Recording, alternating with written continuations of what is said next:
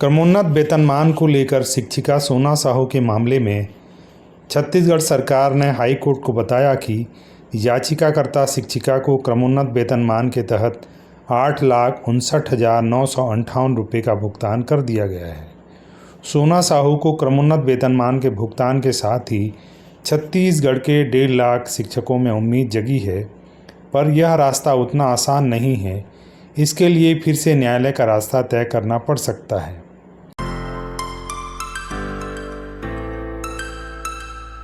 आज 6 मई को सोना साहू के मामले में छत्तीसगढ़ हाई कोर्ट में सुनवाई हुई।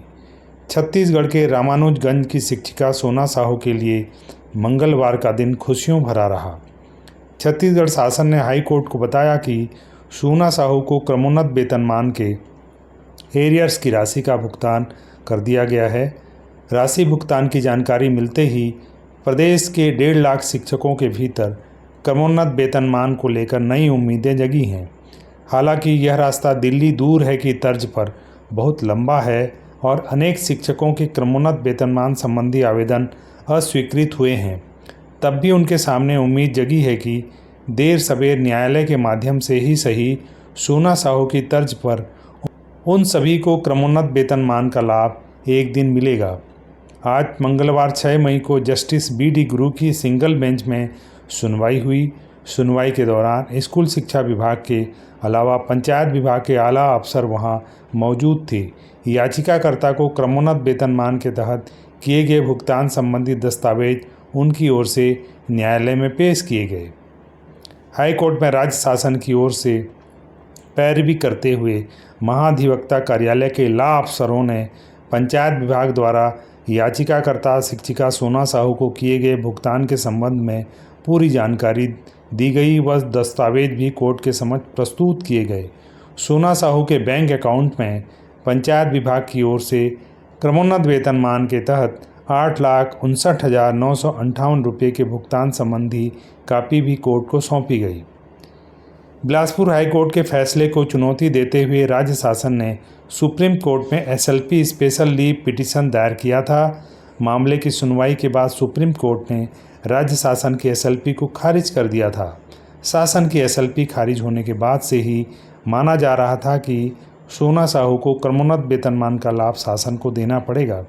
सुप्रीम कोर्ट से छत्तीसगढ़ सरकार की एसएलपी खारिज होने के बाद प्रदेश के 1.5 लाख शिक्षकों की आस भी उसी समय जग गई थी। राज्य सरकार को छत्तीसगढ़ के तकरीबन 1 लाख शिक्षकों को क्रमोन्नत वेतनमान का लाभ देना पड़ेगा। इसके लिए 7,000 करोड़ का इंतजाम करना पड़ सकता है। हाई कोर्ट में मंगलवार को राज्य शासन की ओर से दी गई जानकारी के बाद शिक्षकों में खुशियों जैसा माहौल है। वहीं राज्य सरकार के सामने एक बड़ा संकट भी उठ खड़ा हुआ है। सरकार इस आर्थिक संकट से कैसे उभरेगी और कैसे इतनी बड़ी राशि का इंतजाम भविष्य में हो पाएगा, यह भी आगे देखने वाली बात होगी। वे सभी शिक्षक जो पहले शिक्षाकर्मी के रूप में नियुक्त हुए और बाद में जिनका पदनाम परिवर्तित हुआ है, जिन्होंने एक ही पद पर 10 साल से अधिक सेवा पूर्ण कर ली है, ऐसे सभी शिक्षकों को एक क्रमोन्नत वेतनमान मिलेगा। ऐसे शिक्षक जिन्होंने एक ही पद पर रहते हुए 20 साल की सेवा पूर्ण कर ली हो, उन्हें 2 क्रमोन्नत वेतनमान की पात्रता होगी।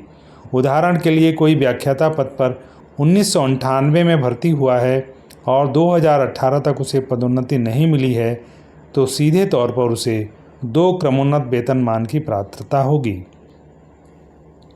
प्रदेश में संविलियन होने वाले शिक्षकों की कुल संख्या 1,48,000 है। शिक्षकों का यह आंकड़ा छत्तीसगढ़ विधानसभा में प्रस्तुत जानकारी के अनुसार है। प्रदेश में 1,30,000 से भी अधिक शिक्षाकर्मियों की भर्ती वर्ष 2014 तक हो चुकी थी।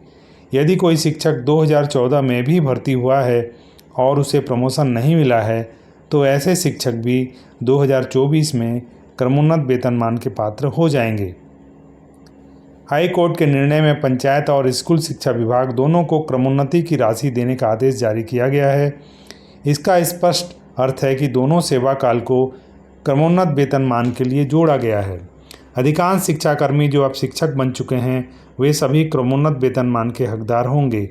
जिन शिक्षाकर्मियों को किसी भी प्रकार का प्रमोशन नहीं मिला या जिन्हें प्रमोशन मिला लेकिन प्रमोशन मिलने से पहले 10 साल उनके पूर्ण हो चुके थे, वे भी सभी क्रमोन्नत वेतनमान पाने के हकदार हो जाएंगे।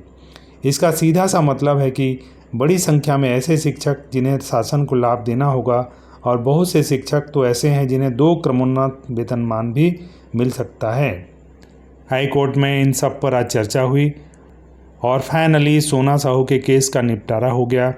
यद्यपि विद्वान न्यायाधीश ने सोना साहू से वीडियो कॉन्फ्रेंसिंग के माध्यम से पूछा कि क्या आपके प्रकरण का निपटारा हो चुका है, तो सोना साहू ने जवाब दिया जिस बेसिक वेतनमान पर उन्हें पूरी राशि मिलनी थी वह उन्हें नहीं मिल पाई। उन्हें 46,200 की दर से भुगतान किया गया है, जबकि उन्होंने गणना पत्र 53,200 का सौंपा था। तब विद्वान न्यायाधीश ने कहा कि इसके लिए उन्हें फिर से नए पिटीशन न्यायालय में दायर करने होंगे और ऑर्डर को देखने की बात उनकी ओर से की गई। ये खबर आपको अगर अच्छी लगी हो तो इस चैनल को आप कृपया ज़रूर सब्सक्राइब कर दें। सभी साथियों का धन्यवाद।